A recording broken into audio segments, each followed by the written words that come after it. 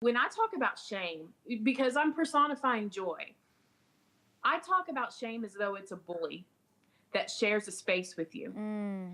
And I don't know if you've ever had a really, really crappy roommate, but they are awful. They are awful. And I think about shame in that same way. It's like we're willingly let something in our space to dictate to us everything that we should do, to leave dirty dishes in the sink, to never contribute. We're paying their part of the rent. And then we find, and we find ourselves frustrated all the time with this thing that's just living with us. At the end of that chapter, I mean, I tell you, you have the right to write an eviction notice right now to shame. Awesome. Go ahead, walk down the hall, nail that thing to its door, and say you're out.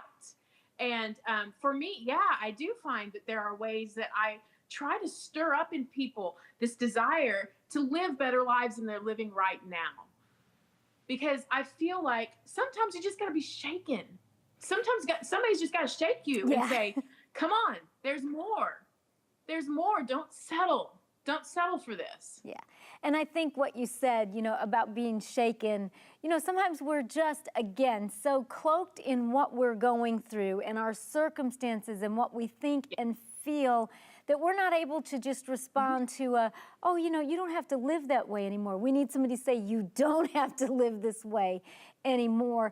Yes. I think looking at shame as a bully, and when you said the words that we willingly invite and we willingly allow, I've never really thought about it in that kind of a way before.